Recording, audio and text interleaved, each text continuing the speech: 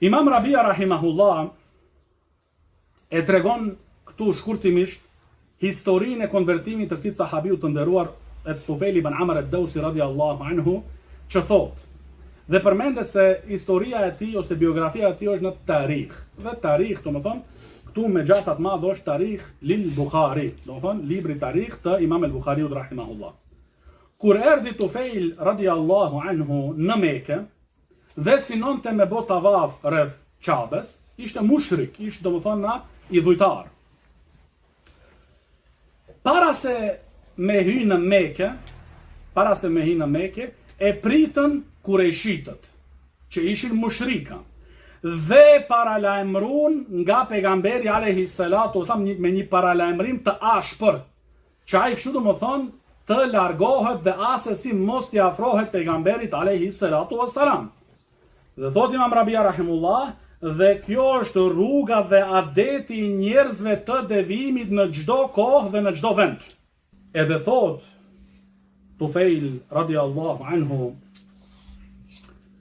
atë shumë domethënë kishin bërë paralajmërim mushrikët e Mekës kundër pejgamberit alayhi salatu wassalam, nga frika futi pambuka në veshët e tij. Pambuk. Që kur ta bëjnë tavafin aty te Qabja, asesi mos me dëgju ndoshta pejgamberin alayhi salatu wassalam duke lexuar Kur'an. Për më thonë deri çfarë derexhe kishte mri paralajmërimit i mushrikëve. Që ai domethënë futi në veshët e tij pambuk. Por duke e bë tavafin, i tha vetës, ana rajulun aqil, unë jam njeri i mençur, unë kam logjik. Që këta nuk e respektojnë ta që kanë shitur logjikën. Unë jam ana rajulun aqil, unë jam njeri i mençur, kam logjik, Allah më ka dhënë logjik.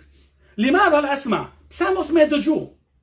Edhe thot Sheikh Rabia rahimahullah, i ka marrë ato pambukat edhe i ka hedh. Edhe e dëgjoi pejgamberin alayhi salatu wassalam duke lexuar domethënë Kur'an. Edhe i besoi.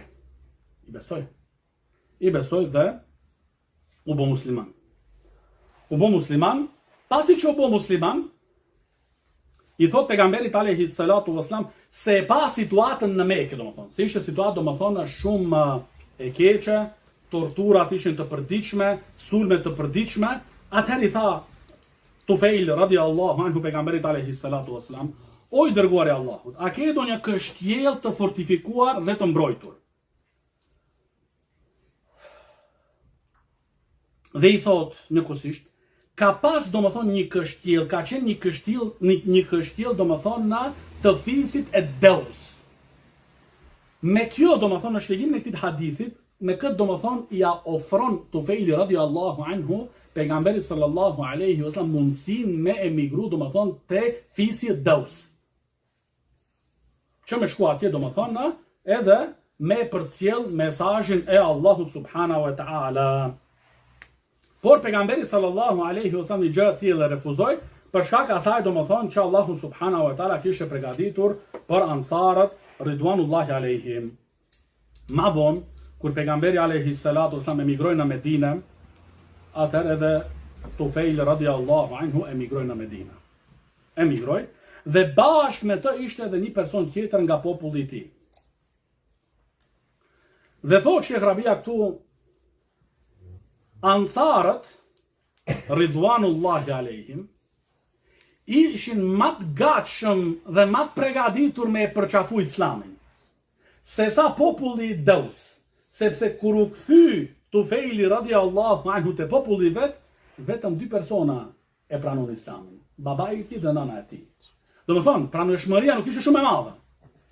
Në të kundërtën me ansarët ridwanullahi alaihim, që ishin domethënë më të përgatitur dhe më të gatshëm domethënë me e pranu islamin dhe me ndjek pejgamberin sallallahu alaihi wasallam.